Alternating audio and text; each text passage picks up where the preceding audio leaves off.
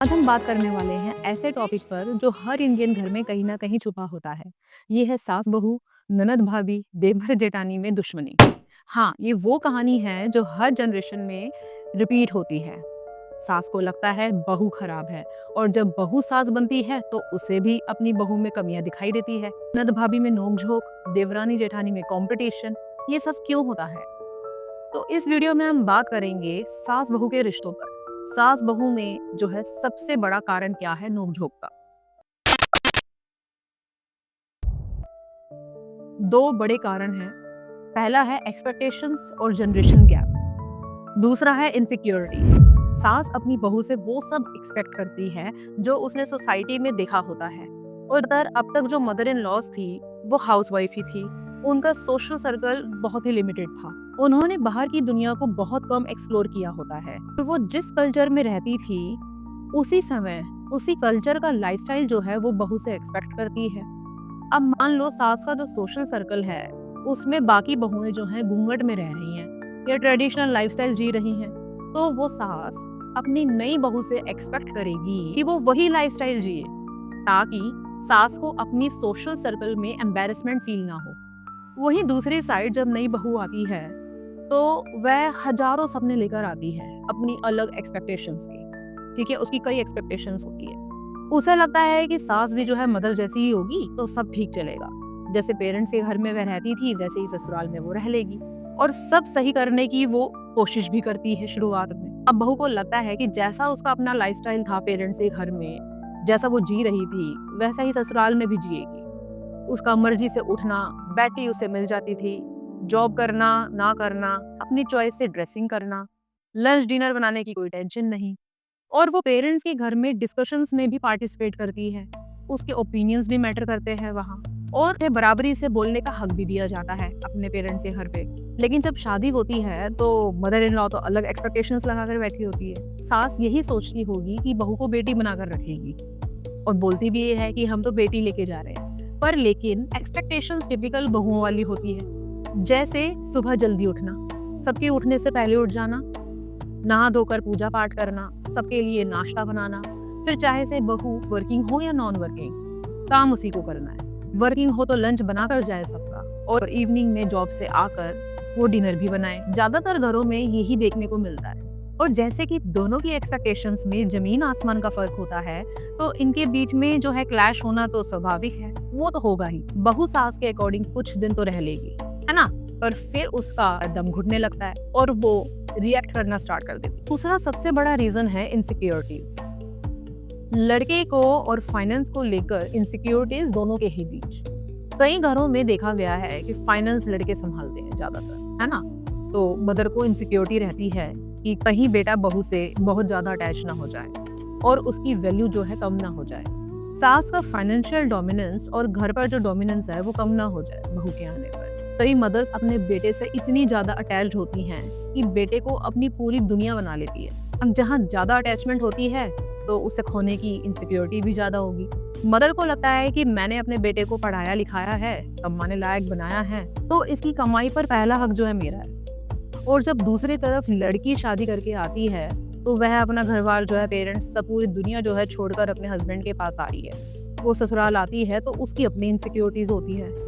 उसे भी यही लगता है कि हस्बैंड जो है उस पर उसका पहला हक है। तो एक अजीब खींचातानी जो है वो शुरू हो जाती है लड़के को लेकर। तो अब तक हमने समझा कि क्या क्या रीजंस होते हैं सास बहू के बीच। और भी बहुत सारे रीजंस हैं जो मैं सारे तो नहीं बता सकती, पर मैंने कुछ मेजर रीजंस जो है वो बताए हैं। अब आगे हम ये समझने की कोशिश करते हैं कि ये जो साइकिल है ये किस तरह कैसे काम करती है।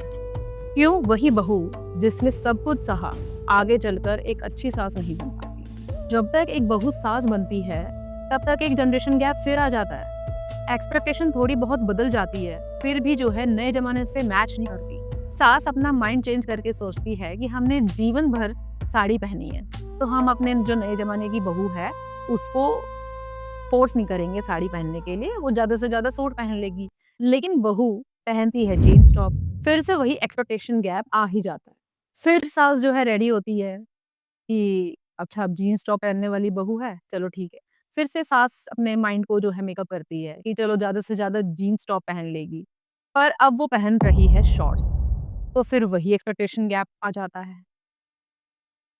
एक रीज़न और है, जब एक बहू बहुत सारे टॉर्चर जो है सहन करती है और जीवन भर ट्रॉमास को अपने भीतर लेकर जीती है, लेकिन जब उसको बहू मिलती है, तो वही सब ट्रॉमास एक्शन के रूप में बाहर आते हैं। और आपने अक्सर देखा होगा कि जिस बहू ने अपने समय में सास का टॉर्चर जो है सहन किया होता है, वो सास बनकर अपनी बहू पर अलग तरीके से लेकिन मेंटल टॉर्चर करती है।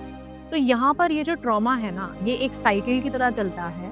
सास बहू को मेंटल टॉर्चर देती है और यही बहू आगे चलकर अपनी बहू को मेंटल ट्रॉमा कैरी फॉरवर्ड करती है। तो अब जरूरत है इस साइकिल को ब्रेक करने की। तो बात करेंगे सॉल्यूशंस की। यहाँ पर सबसे ज़्यादा इम्पॉर्टेंट है अंडरस्टैंडिंग, जो कि हर सास को डेवलप करनी चाहिए अपने टाइम पे, कि वो अपनी एक्सपेक्टेशन रियलिस्टिक रखे, आज के टाइम के अकॉर्डिंग रखे। क्योंकि तुमने अपने जीवन में जो दुख देखे हैं या जो ट्रॉमास को फेस किए हैं, उनका डंपिंग ग्राउंड अपनी बहू को ना बनाए। ज़्यादा अंडरस्टैंडिंग डेवलप करनी होगी, क्योंकि नई नई शादी में ज़्यादा डोमिनेंस सास के पास होती है। अपने बेटे को लेकर ज़रूरत से ज़्यादा अटैच हो और आप उसकी पूरी लाइफ को कंट्रोल करना चाहती हो, तो बेटे की शादी नहीं करनी चाहिए। क्योंकि ऐसी मदर शादी के बाद ओवर पोजेसिव होने की वजह से अपने बहू का ही नहीं बल्कि अपने बेटे का भी जीना जो है मुश्किल कर देती है। ओवर पोजेसिवनेस से सफोकेशन होती है। को इतनी अंडरस्टैंडिंग होनी चाहिए कि शादी के बाद बेटे का जो सेकंड फेज ऑफ लाइफ है, वो काफ़ी इम्पोर्टेंट होता है। बहू को इम्पोर्टेंस देने से मदर इन लॉ की इम्पोर्टेंस जो है वो कम नहीं हो जाती। और सेम लड़कियों को भी समझना चाहिए कि शादी के बाद जीवन बदलता है, घर बदलता है, रिश्ते बदलते हैं, कई बार तो कल्चर बदलता है, ट्रेडिशंस बदल जाते हैं। और आजकल क्या चल रहा है कि लड़कियों का वेडिंग पर ज़्यादा फोकस होता है। प्री शूट कहाँ करना है, लहंगा कौन सा पहनना है, हनीमून पर कहाँ जाना है। इन सब चीज़ों से ज़्यादा ज़रूरी पता है क्या है? कि हम उन चीज़ों को फेस करने के लिए रेडी रहें, जो शादी के बाद सामने आने वाली हैं, जैसे कि रिस्पॉन्सिबिलिटीज़। मैं ये जानती हूँ कि ये टॉपिक बहुत वास्ट है, कि इन प्रॉब्लम्स की जो रूट्स है, वो बहुत गहरी है और इसकी बहुत सारी ब्रांचेस भी है। मैं इस पर और वीडियोज़ बनाऊँगी, पर डिपेंड करता है आप लोगों के रिस्पॉन्स पर। क्योंकि ये जो सास-बहू का जो कलेश है ना, इससे हमारे देश की बहुत एनर्जी का लॉस हो रहा है। पूरे मैरिज सिस्टम में एक लड़का जो अच्छा खासा कामयाब होता है, उसकी लाइफ भी हेल बन जाती है, बिना उसकी किसी गलती के। क्योंकि घर में कॉन्स्टेंटली वो अपनी लाइफ की दो सबसे इम्पोर्टेंट लेडीज के बीच में जिस रहा होता है।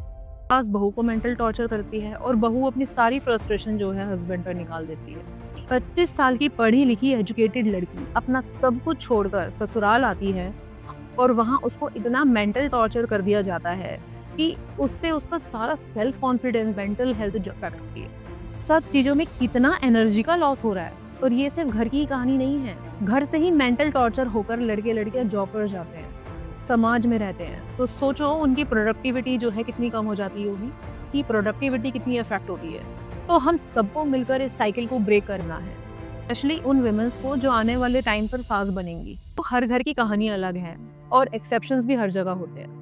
तो मैंने अपने समझ के अकॉर्डिंग मेजर इश्यूज पॉइंट करने की कोशिश की है। अगर आपको ये वीडियो पसंद आया हो तो कमेंट करके ज़रूर बताएं और आपके कोई सजेशंस हो वो भी ज़रूर बताएं। मैं इस पर और वीडियोस बनाऊंगी, क्योंकि इन चीज़ों पर भी बात करना बहुत ज़रूरी है। कि समाज में बदलाव चाहिए तो पहले घर के एनवायरनमेंट पर विचार करना होगा, घर के वातावरण को सुधारना होगा। नमस्कार।